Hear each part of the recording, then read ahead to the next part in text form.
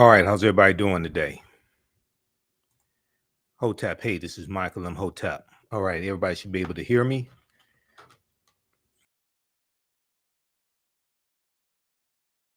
How's everybody doing today? Hotep, hey, this is Michael M. Hotep, founder of the African History Network, host of the African History Network show. I'm a talk show host, researcher, lecturer, writer, and historian. So it is Sunday, March 12th, 2023, and we are live. So I wanted to come on and deal with this topic that I've talked about before. And this deals with um, great African empires that Europeans tried to claim as their own. And sometimes Arabs try to claim them as their own as well. Um, so share this broadcast on your social media platforms, invite your friends to tune in. It's a great conversation. And also, we'll give you information about a 12-week online course that I teach called Ancient Kemet, the Moors, and the Ma'afa, Understanding the Transatlantic Slave Trade, what they didn't teach you in school. All right. So let's look at a few of these African empires. And I have a lot of information to share with you on this topic. And there was a video that I shared on our Facebook fan page, the African History Network. Shared it a few months ago, and it dealt with a European scientist who realized that the ancient Egyptians and ancient Nubians were Black Africans. Okay, well, I'll show you that clip also. All right, so we have the information and thread of our broadcast also to register for the 12-week online course that I teach. So the first African empire that we'll look at that Europeans tried to claim as their own is the empire of ancient Nubia, okay? And also you'll hear referred to as Ta Seti or Ta-Nehesi. When we look at, ancient Nubia existed from 4500 BC to 500 AD, 4500 BCE, before the Common Era, or BC, before Christ, to 500 AD, or Common Era. Now, ancient Nubia, or Ta Seti, also known as Kush, the region was known as Kush, was a region along the Nile River located in northern Sudan and southern Egypt. So today, the lower portion of the Sudan, the upper portion of the Sudan and the lower portion of Egypt historically was known as Nubia. All right. And we know that the geographical boundaries that exist today in the 54 African nations largely are the result of the Berlin Conference of 1884 and 1885 that was presided over by German Chancellor Otto von Bismarck. And these 14 European nations are going to carve Africa up into colonies, and they draw the geographical boundaries around the areas that had the natural resources and the mineral wealth that the respective European nations wanted. Okay, so the first monarchy, let me go back to that. Located in northern Sudan and southern Egypt. Now, it was home to some of Africa's earliest kingdoms, known for rich deposits of gold. Nubia was a major trading port for luxury goods that came from sub-Saharan Africa, such as incense, ivory, and ebony. Now, the first monarchy recorded in history was established in ancient Nubia. The Nubians were also known for exceptional archery skills that provided the military strength for their rulers. Pharaohs or kings of Nubia ultimately conquered and ruled Kemet, or Egypt, for about 100 years. Monuments still stand in modern Egypt and Sudan at the sites where Nubian rulers built cities, temples, and royal pyramids. Now, in the 1800s, the Western world's interest in Nubia was awakened by the rediscovery of the ancient empires monuments, which were reported almost simultaneously by individual British, French, and American explorers. Now, many of these European explorers found it difficult to credit indigenous Africans for building such a civilization. So so what we see here is the same thing that they did with Egypt. They tried to say that, oh, well, these were brown-skinned Caucasians, or these were Semitic people, or these were reddish-skinned Caucasians, anything except Black Africans, because they don't want to have to admit that it was Black Africans who built these ancient civilizations that Europeans tried to claim as their own, but is also Black Africans that you have enslaved in the United States, in these various European countries also, when you talk about Great Britain, France, Portugal, etc. So they don't want to have to come out and admit, it's like, well, wait a second, you have these African people enslaved, all right, but you don't want to give credit to the civilizations that people built. And we know that African people did not stay stagnant, did not stay stationary. So we migrated, and some of the migration was voluntary. Some of the migration was forced, okay, because of invasions. So we know that the Yoruba that are in Nigeria, as well as the Dogon of Mali and Burkina Faso, okay, we know that they come from ancient Kemet. All right, so we're going to see African people migrate migrate from Nile Valley region of Africa to Central Africa to West Africa. All right, so many of them found it difficult to credit indigenous Africans for building such a civilization. We see the same thing with Zimbabwe as well. And then we also see, when we look at the Moors, the African Moors, we see Europeans tried to claim that, oh, all the Moors were Europeans. All right, now this video here, this is a European scientist who is disappointed when he finds out that ancient Egyptian pharaohs were Black Africans. Ancient Egyptian pharaohs were Black Africans. And I'm going to see if we can get this to play here. I'm going to go to this. Let's switch over to it. Just give me a minute here. All right, let's flip over to this video.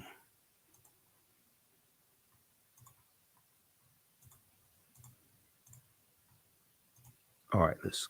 Nubian feature, which means that the ruling family was probably Nubian, and that was unexpected. Examining Shammai's anatomy closely, the thickness of his bones and the shape of his nasal cavity, the anthropologists think he was a Black African, likely from neighboring Nubia. A huge revelation that challenges the prevailing image of the Egyptian ruling class. We always thought the ancient Egyptian elite were Mediterranean type, and in this sense, Shammai is representing the society of the frontier, in which different ethnic groups were mixed. At the end, it doesn't matter the color of your skin. Shammai was Egyptian. Okay, so I want to start that from the beginning. So just a second here. Let me refresh that. So he said at the end, it doesn't matter the color of your skin. He was Egyptian, but he doesn't want to say who the ancient Egyptians were. Surprise for Alejandro. Shammai's ethnicity. Well, they have just told me that Shammai had a Nubian feature, which means that the ruling family was probably Nubian, and that was unexpected. Examining Shammai's anatomy closely, the thickness of his bones and the shape of his nasal cavity, the anthropologists think he was a black African, likely from neighboring Nubia. A huge revelation that challenges the prevailing image of the Egyptian ruling class. We always thought the ancient Egyptian elite were Mediterranean type, and in this sense, Shammai is representing the society of the frontier, in which different ethnic groups were mixed. At the end, it doesn't matter the color of your skin. Shammai was Egyptian. Okay, so why would you think that the ruling class in ancient Egypt, ancient Kemet, was Mediterranean? See, and they said they were shocked. They were stunned. They were stunned that he's black African. Really? These are the type of games that they play. Okay, these are the type of games that they play, and then they're so shocked. Oh my God, these are Negroes. Oh my God, you mean like the Negroes that we enslaved and told the world were inferior, right? And never contributed anything to world civilization, never built societies, etc. We made it illegal for them to learn to read and write when they gave reading and writing and literature to world civilization. They created world civilization. Oh my God. We can't let the world know this. Okay. All right, now during the 1840s, German Egyptologist Carl Richard Lepsius, who lived from 1810 to 1884, asserted confidently that the Greek term Ethiopian, when referring to the ancient civilized people of Kush, did not apply to Negroes, but was used to describe reddish-skinned people closely related to the Egyptians who belonged to the Caucasian race. And when you read Nile Valley Contributions to Civilization by Tony Browder, which is one of the books that we use in the 12-week online course that I teach, Ancient Kemet, the Moors, and the Ma'afa, Understand the Transatlantic Slave Trade, what they didn't teach you in school. And our next class is Saturday, March 18th, okay, 2 p.m. Eastern Standard Time. Browder deals with some of the excuses that Europeans try to give to explain away the Africanity of ancient Egyptians, ancient Kemetic people, Nubians, things of this nature. Okay, they would do mental gymnastics to try to say, oh no, these were not Negroes. Okay, these were not sub-Saharan Africans. Okay, these were Mediterranean. They were Mediterranean, or they say the Greek term Ethiopian. And at one time, Ethiopia, all of Africa, at one time was referred to as Ethiopia. Okay, even when you study Greek mythology, and in high school I took a class on Greek mythology. Even when you study Greek mythology, they tell you that Zeus, who was the king of the gods in Greek mythology, they tell you Zeus came from Ethiopia.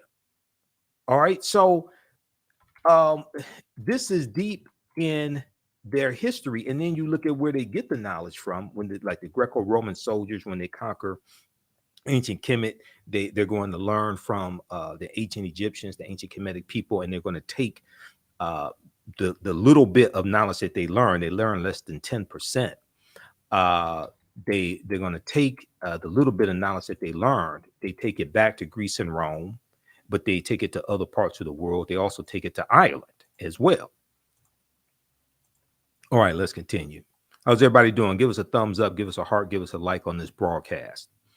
All right. And in the thread of the broadcast, we have the information so you could register for the 12-week online course that I teach, Ancient Kemet, the Moors, and the Ma'afa. Understand the Transatlantic Slave Trade, what they didn't teach you in school. I teach that normally on Saturdays, 2 p.m. Eastern Standard Time. And then today, Sunday, March 12th at 4 p.m. Eastern Standard Time, we're doing a special session of my Sunday class, which is that class is Black Resistance Movements from the Haitian Revolution to the U.S. Civil War, Civil Rights Movement, the Black Power Movement, 1800 1968. We're doing a free class session of that course today at 4 p.m. Eastern Standard Time, because of daylight savings time is throwing my whole schedule off. So then I have to do my radio show tonight at 9 p.m. Eastern Standard Time. So you can register for today's class, 4 p.m. Eastern Standard Time at our online school. And we'll post a link here also so you can register for that as well. Okay. But we have it here in the thread of the broadcast. All right. Let's continue here.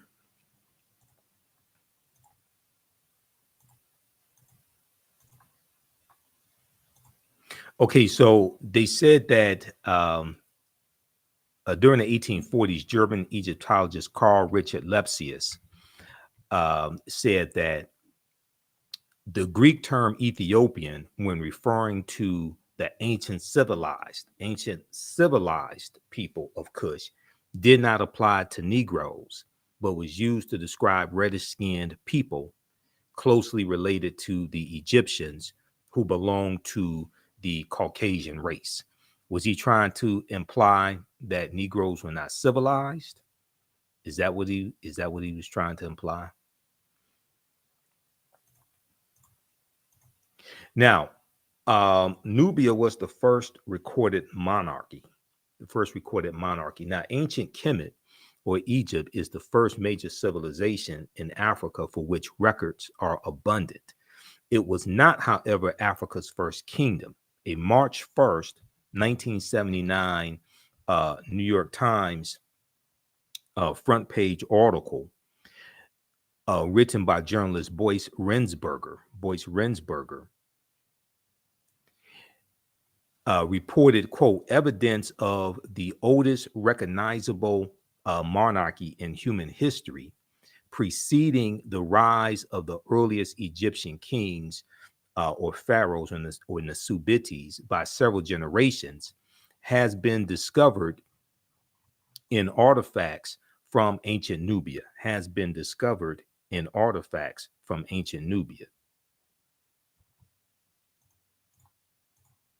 Now, the artifacts, including hundreds of fragments of pottery, stone vessels, and ceremonial objects, such as incense burners, were initially recovered from Custul, Qustul,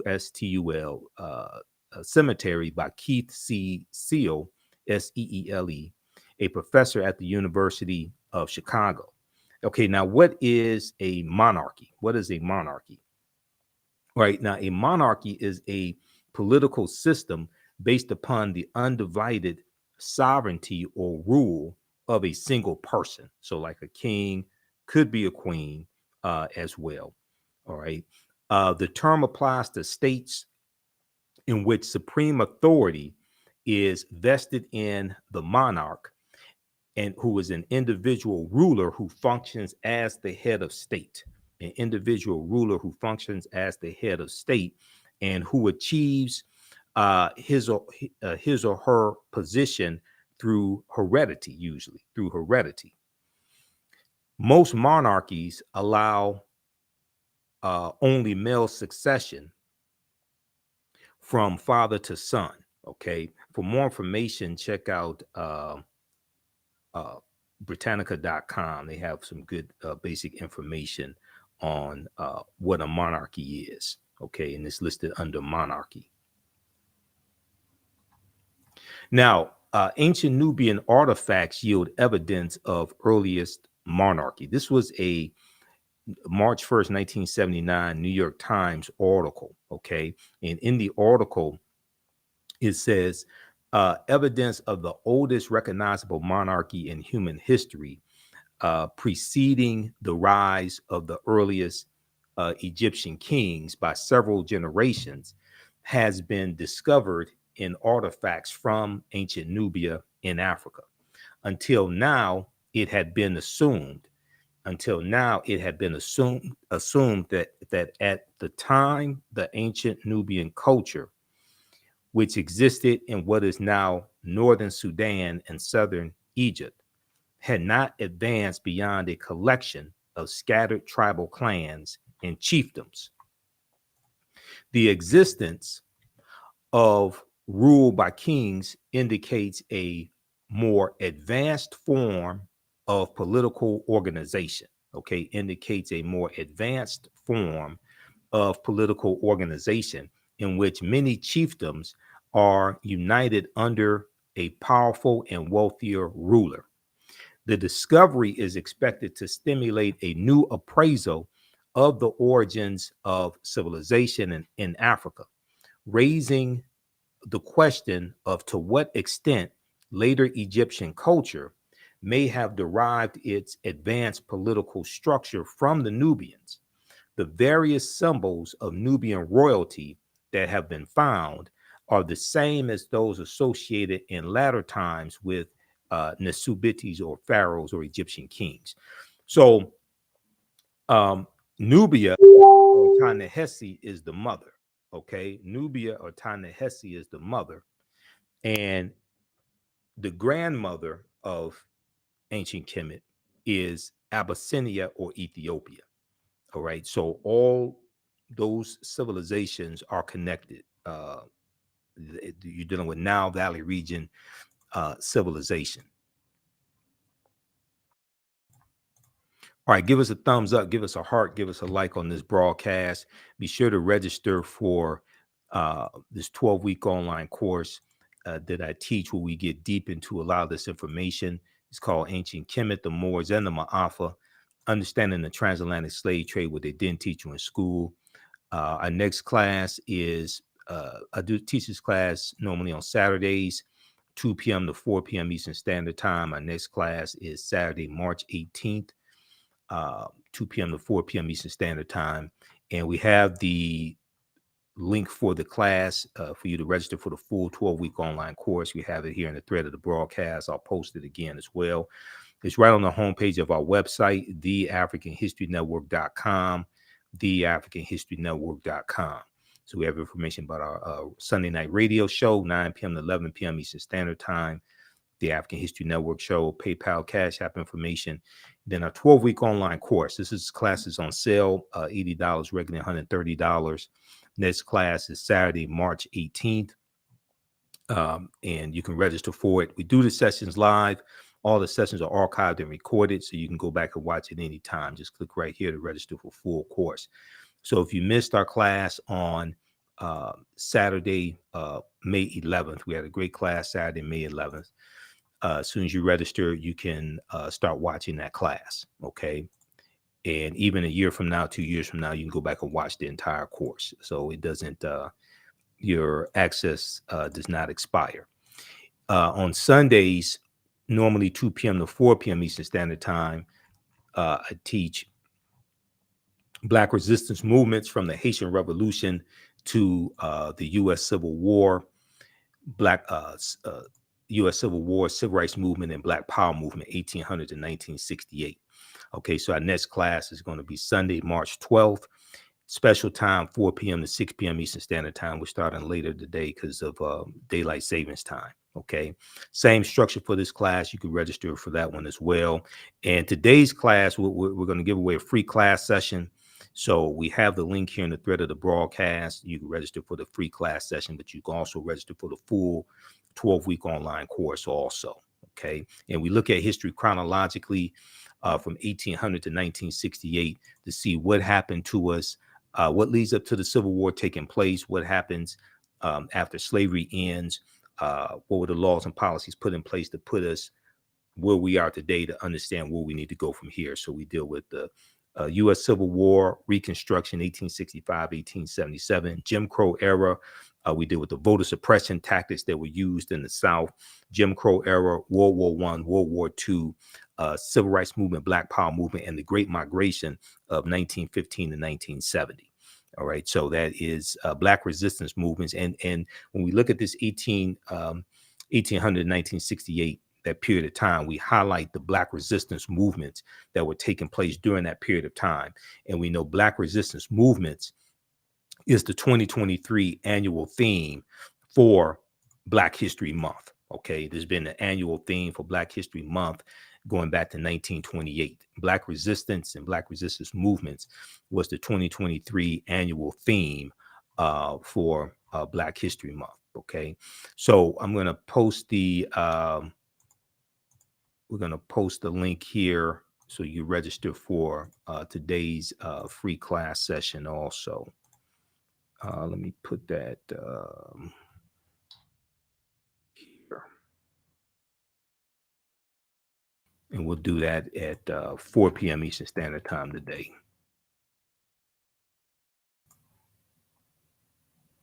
Just a second here. All right. Okay, let's continue. Okay, so the discovery is expected to stimulate a new appraisal of the origins of civilization in Africa, raising the question of to what extent latter Egyptian culture may have derived its advanced political structure from the ancient Nubians. The various symbols of Nubian royalty that have been found are the same as those associated in latter times with ancient Egyptian kings or pharaohs. The new findings suggest that the ancient Nubians may have reached this stage of political advancement as long ago as 3300 BCE, before the Common Era, or BC, before Christ, several generations before the earliest documented Egyptian king. The discovery is based on the study of artifacts from ancient tombs excavated 15 years ago, now 15 years prior to 1979, okay, 15 years ago, in an international effort to rescue archaeological deposits before the rising waters of the Aswan Dam covered them. Okay, so read this article from March 1st, 1979, from the New York Times. Ancient Nubian artifacts yield evidence of earliest monarchy. Okay, so we have Nubia, which is a African civilization, African empire. The Europeans try to claim as their own. But we also have Carthage, okay? Carthage in North Africa, in the area that today is where Tunisia is, all right? Now, Carthage existed from 813 BCE, before the Common Era, to 146 BCE, and we're going to we've heard about the Punic Wars between Rome and Carthage, and Carthage is going to be destroyed in 146 BCE by Rome. Okay, and we read about Hannibal Barca fighting against Rome and the Punic Wars, and Hannibal crossing the Alps with the elephants, and we read about the Battle of Cannae, 216 BC, all of that. Okay, and we go through and talk about that in the 12-week online course that I teach as well. Okay, so there was a back in 2016, there was a series on the History Channel called Barbarians Rising. And Barbarians Rising dealt with a 700-year history of invasions in the Roman Empire. Okay, 700-year history of invasions in the Roman Empire. And it dealt with the first installment, first episode was about Hannibal Barca fighting against the Romans. Okay, they had this Black British actor named Nicholas Pinnock portray Hannibal Barca. And some white people on social media lost their minds behind this. There was an article from AtlantaBlackStar.com that talked about this. They said History Channel's newest documentary series, Barbarians Rising, tackles the fall of the Roman Empire over the course of 700 years of invasions. However, the most recent episode that aired Monday, this is in 2016, depicts Hannibal of Carthage as a black man, depicts Hannibal Barca of Carthage as a black man. And many white history buffs are crying foul over the quote unquote historical inaccuracy, or what they call a historical inaccuracy. In the series, Hannibal Barca is portrayed by Black British actor Nicholas Pinnock, who there's no question that he's of African descent. Okay. He's not, you don't have to look at him for 5 minutes and try to listen to the tonality of his voice to determine if he is of African ancestry. Now, the famous Carthaginian general Hannibal Barca was a thorn in the Roman Empire side. He became a general at the age of 26 and managed to unite barbarian tribes to stop Rome's imperial rise. The military genius was famous for climbing the Alps with war elephants whose sole purpose was to stomp the Roman Empire, to stomp, S-T-O-M-P, to stomp the Roman Empire. Hannibal ultimately wanted to invade Rome, but he failed to do so. Okay, now, there have been debates over the race of Hannibal. This debate still continues to this day for some people. There really is no debate if you understand history. Read the article from AtlantaBlackStar.com from June 7th, 2016, called History Channel Portrays Hannibal as Black. White people cry foul over historical revisionism. All right. Now, when we look at Carthage, Carthage was founded in the 9th century BCE, before the Common Era, on the Gulf of Tunis. From the 6th century before the Common Era onwards, it developed into a great trading empire covering much of the Mediterranean and was home to a brilliant civilization. In the course of the long Punic Wars from 264 BCE to 146 BCE, Carthage occupied some of Rome's territories before finally being destroyed by its rival Rome in 146 before the Common Era. In his book, World's Great Men of Color, Volume 1, history scholar J.A. Rogers asserts, quote, the Carthaginians were descendants of the Phoenicians, a Negroid people. The Carthaginians were descendants of the Phoenicians, a Negroid people, and that, in fact, until the rise of the doctrine of white superiority, Hannibal Barca was traditionally known as a black man, end quote.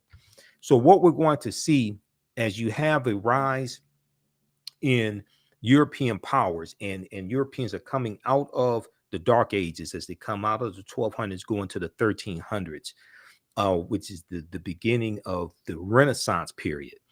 As they come out of that time and going to the 1400s and 1500s, we're going to see them conquering people's lands, especially in the 1400s. We're going to see them conquering people's lands, like with Christopher Columbus, and then we look at the Juan Ponce de Leon in the 1500s.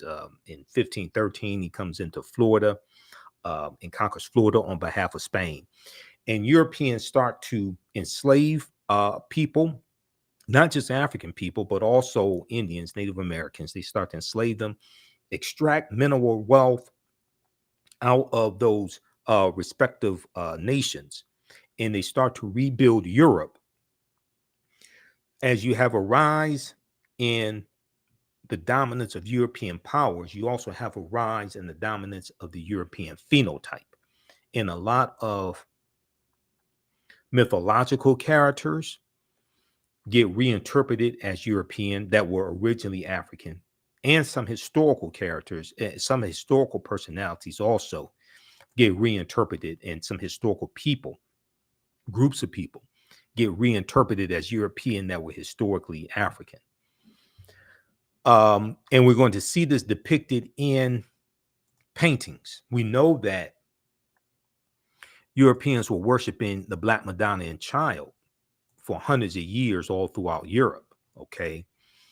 And that comes from the worship of Asar, Aset, and Heru, who the Greeks called Osiris, Isis, and Horus, okay, known as the First Holy Trinity. And we're going to see that Michelangelo painting the Sistine Chapel. He depicts Adam and Eve as being European. He depicts God as being European. And we're going to see, there were hundreds of images and statues of the Black Madonna and Child all throughout Europe. France probably had the most, with somewhere around 300. And we're going to see the colonization or decolorization of these African images to European as well. And there's going to be these European images that these Europeans take into foreign lands when they conquer people and force these images and force Christianity, especially white Christianity, force these upon other groups of people, especially African people. Okay, let's continue. Give us a thumbs up, give us a heart, give us a like on this broadcast. How you all like this type of information? Who still needs to register for the 12-week online course that I teach normally on Saturdays? Ancient Kemet, the Moors, and the Ma'afa. Kemet, one of the original names for Egypt. Ancient Kemet, the Moors, and the Ma'afa. Understand the transatlantic slave trade, what they didn't teach you in school. Also, be sure to register for today's free class session of Black resistance movements from the Haitian Revolution to the U.S. Civil War, Civil Rights Movement, and Black Power movement. Okay, we're doing that class Sunday, March 12th, 4 p.m. Eastern Standard Time. Normally it's 2 p.m. Eastern Standard Time, but we're doing it at 4 p.m. Eastern Standard Time. And we have the link to register for the free class session today. We have that here in the thread of the broadcast. And we have the post on our Facebook fan page, The African History Network, and my YouTube channel, as well as my personal Facebook page, Michael M. Hotep. Okay. And I'll post it here. I'm going to post it here again on the thread of the broadcast. All right, let's continue. So today, many encyclopedias classify the Carthaginians, who are descendants of the Phoenicians, and the Phoenicians were African people as well. Today, many encyclopedias classify the Carthaginians as whites or Semites, but ancient Greek and Roman eyewitness accounts paint a different picture. The indigenous peoples of Carthage were called the Afers, A-F-E-R-S. Ancient Roman poet Virgil, in his poem Mortum, M-O-R-T-U-M, speaks of a woman from the Afar, or Afro region, okay, the Afro region. He says of her, quote, "And all her figure proves her native land. Her hair was curly, thick her lips, and dark her color," end quote. Now, in Library of History book 20, XX, Roman numeral X, okay, represents 10. In Library of History book 20, Greek historian Diodorus mentions a Greek lieutenant named Agathocles, who defeated a people in the area of present-day Tunisia who were the same hue or color as Ethiopians. The eyewitness accounts are corroborated by physical anthropology. L. Berthelon and E. Chantre, initial L and initial E. E. Chantre, both well-noted French anthropologists, documented their examination of skeletons throughout North Africa in all periods. They note that the remains of both upper and lower class individuals of ancient North Africa were representative of the Negroid race, Now, another African empire that Europeans try to claim as their own is Great Zimbabwe. Okay, Great Zimbabwe, which existed from 1220 Common Era to 1450 Common Era, or AD. AD meaning Anno Domini, in the year of our Lord. And as I've said before, and we deal with this in the classes that I teach, there's a attempt to get away from the Christian dating system of BC and AD, BC meaning before Christ. There's an attempt to get away from that. And that was largely championed by the Venerable Bede, an English monk named Bede, Bede, okay, around 8th century AD, Common Era, okay, around 8th century Common Era. So there's an attempt to get away from that and use BCE, before the Common Era, and BC, which means Common Era. All right, let's continue here.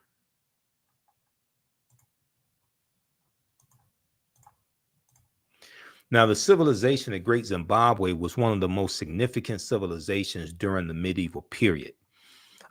Great Zimbabwe is extraordinary because of the magnificent scale of its structure, the magnificent scale of its structure,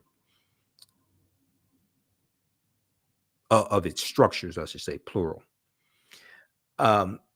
Its most striking edifice, referred to as the Great Enclosure, has walls as high as 36 feet, extending approximately 820 feet, making it the largest ancient structure south of the Sahara Desert.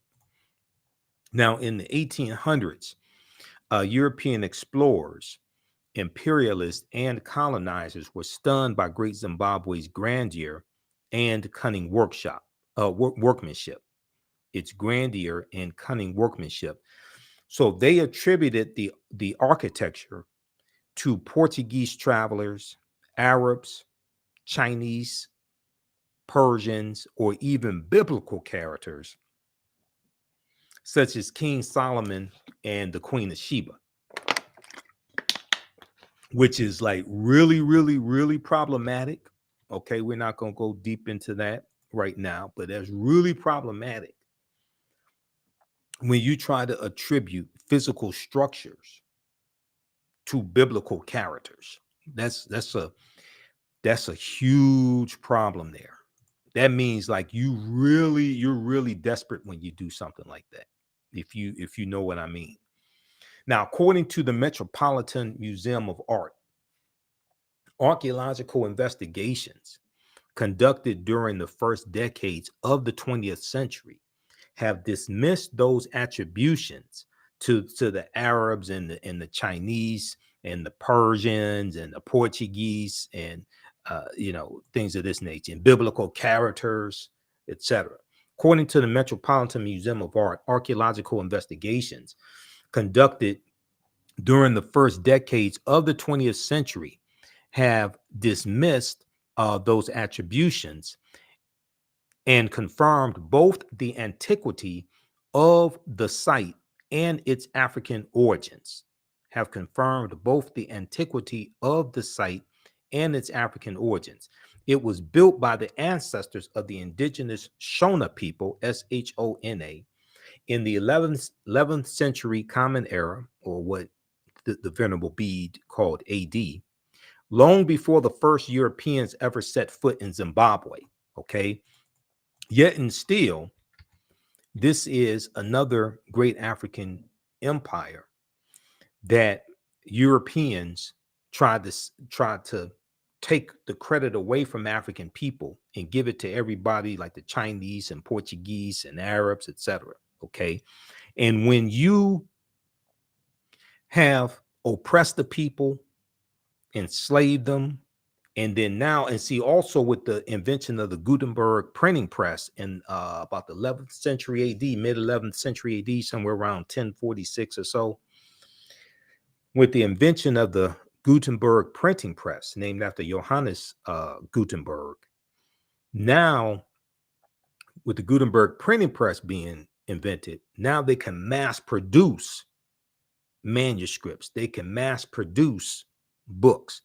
Prior to that, all the books were handwritten. Okay, but when the printing press, the Gutenberg printing press was invented about mid 11th century Common Era. Now Europeans can mass produce the lie. They can rewrite the history and mass produce the lie.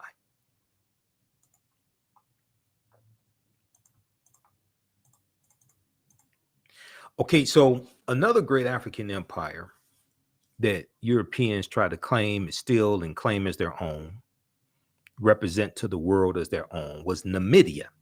Not Namibia, but Numidia, Numidia, which existed from 202 BCE, before the Common Era, to 46 BCE. Now, Numidia was another great Black Berber Libyan nation in northern Algeria during the time of the Romans and the Carthaginians. Okay, and Hannibal Barca, the Punic Wars, Carthage. Okay, because Carthage is not destroyed until 246. Until 146 BCE. Now, it began as a sovereign state and later alternated status between Roman province and Roman client state. It is considered to be the first major state in history of Algeria and the Berber world. Okay, it's considered to be the first major state in history, in the history of Algeria and the Berber world. Now, Numidia has also been classified by European and Arab historians as a Caucasian or Semitic built civilization. Now, in his classic book, The Destruction of Black Civilization by Dr. Chancellor Williams, and I have that book here in the office also, because we referenced that book in my 12-week online course, Ancient Kemet, the Moors, and the Ma'afa, Understanding the Transatlantic Slave Trade. Dr. Chancellor Williams declared that Libya was once so nearly all Black that to be called a Libyan meant that one was Black. That to be called a Libyan meant that one was Black. The Greek historian Herodotus, writing about Libya in his book Histories, book 4, stated, "One thing that I can add about this country, so far as one knows, it is inhabited by 4 races, and 4 only, of which 2 are indigenous and 2 are not. 2 are indigenous and 2 are not. The indigenous peoples are the Libyans and Ethiopians, the former occupying the northerly," which means the Libyans occupying the northerly, and the latter the more southerly parts, the Ethiopians occupying the more southerly parts. The immigrants are the Phoenicians and the Greeks. The immigrants are the Phoenicians and the Greeks. Now, one of the most, end quote. Now, one of the most famous Berber Moors of the Roman times was Massinissa, okay? Massinissa, Massinissa, who was the king of Numidia. You're looking at, he lived 238 BC to 148 BCE, 238 BCE to 148 BCE. And it's Massinissa who assisted the Romans against the Carthaginians during the Punic Wars. When you study the Punic Wars, and we deal with the Punic Wars in the course, we deal with Massinissa siding with the Romans against the Carthaginians, okay, to defeat the Carthaginians. Now, the coin depictions and statues of King Massinissa confirm without doubt that this great Berber leader and king of the Moors was phenotypically a Black African man with woolly hair, similar to the West African type. Suffix SYPHAX, king of the Massilians in Numidia, a contemporary and great rival of King Massinissa, was also depicted in his coinage as a phenotypically Black African.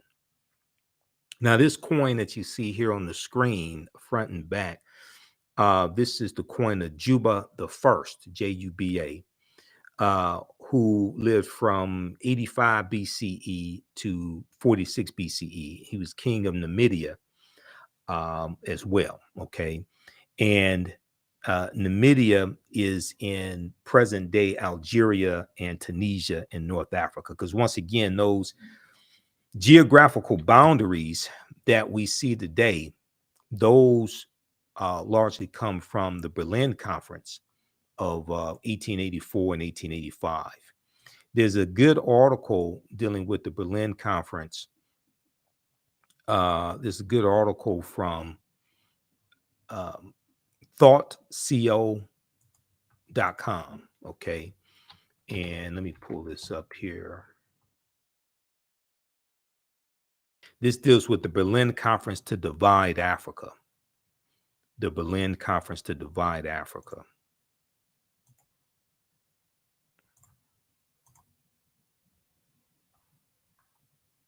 Let's look at this. The Berlin Conference to divide Africa, the colonization of the continent by European powers. Okay, now here's a sketch of these European leaders meeting at the Berlin Conference to carve Africa up into colonies, because these Europeans have been fighting and killing each other for hundreds of years, going back to when they were barbarians and formed kingdoms. Okay, you know, the Anglos, the Saxons, the Jutes, the Lombards, the Picts, the Alans, the Franks, the Vandals, the Visigoths, etc. Okay, and then they're going to form nations. The barbarians go from kingdoms to nations, and these nations are going to continue fighting and killing each other. The Berlin Conference was Africa's undoing in more ways than one.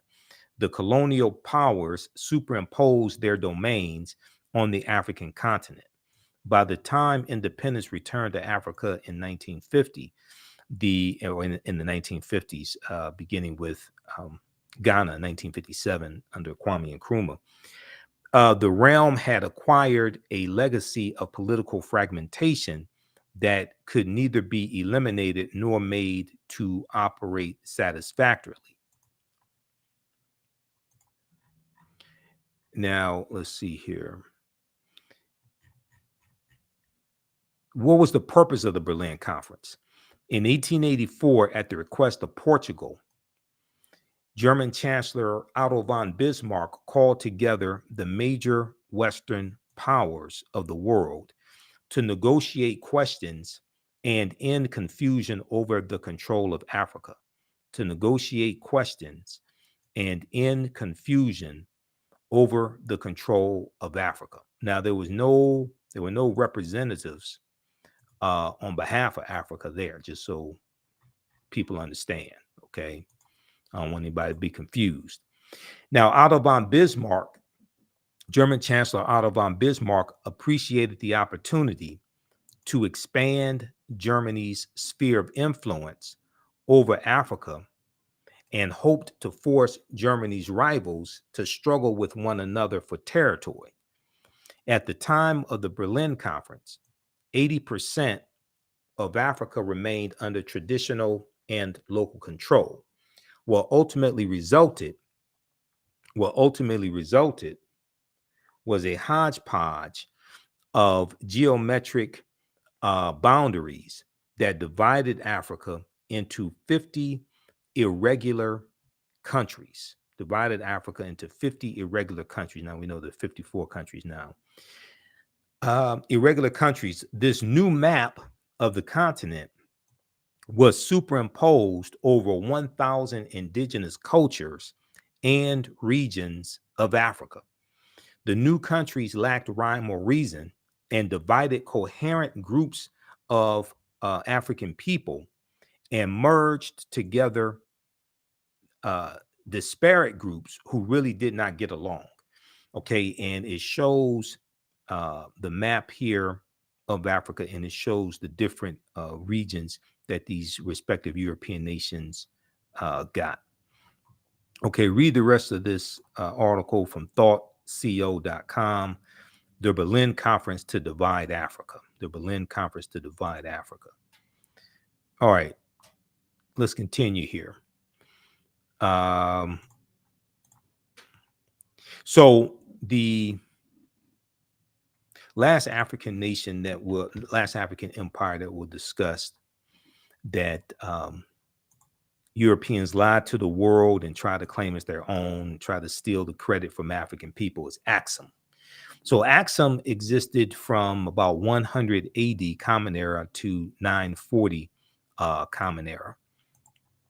So the kingdom of Axum was a powerful Ethiopian Eritrean empire located in northern Ethiopia and Eritrea. It developed its power by controlling the Red Sea trade routes. Axum was ruled by the Negus Negast, which means King of Kings.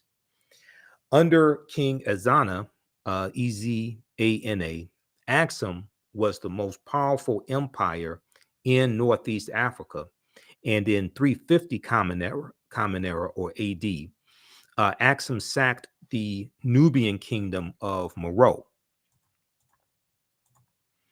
In the latter part of the 4th century Common Era, Axum invaded the southern part of the Arabian Peninsula and occupied Yemen from 335 Common Era to 370. At its height, Axum included the surrounding Ethiopian highlands, Beja, Noba, Kasu, and Arabian kingdoms, Himyar and Sabar.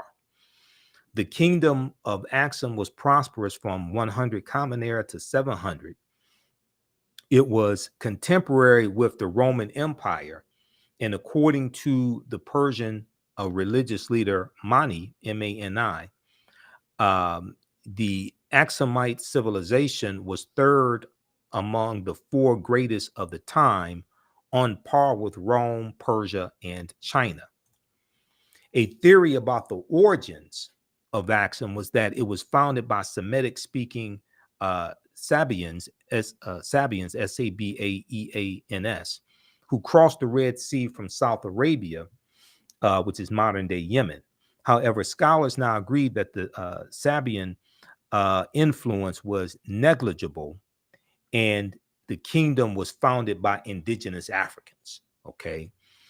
All right. So this deals with some African empires that Europeans lied to the world and tried to say were Europeans, and in some cases try to say they were Arabs, but these were created by Black Africans, these civilizations. All right. Hopefully you like this type of information. And there was a article from AtlantaBlackStar.com also called Ancient African Empires Besides Egypt that Europeans and Arabs tried to claim as their own, that you can check out for more information as well. Okay. And this is just a sample of the type of information that we deal with in the 12-week online course that I teach, Ancient Kemet, the Moors, and the Ma'afa, understanding the transatlantic slave trade, what they didn't teach you in school. Okay, so we deal with thousands of years of history and what leads up to the transatlantic slave trade taking place. Okay, and when we deal with the transatlantic slave trade, we can't start studying our history in slavery. We have to deal with thousands of years of history that leads up to the transatlantic slave trade taking place. We can't start in 1619 with the Portuguese. We can't start in the 1440s. And we have to deal with thousands of years of history chronologically that lead up to the transatlantic slave trade taking place. But also we have to understand the 800-year occupation of Europe by the Africans known as the Moors, who go into the Iberian Peninsula, today known as Spain and Portugal, in 711 AD and conquer. And we deal with General Tariq ibn Ziyad and what the Moors introduced into Europe and how this leads to Europe coming out of the Dark Ages. Okay, so visit our website, theafricanhistorynetwork.com, theafricanhistorynetwork.com, to register for this 12-week online course.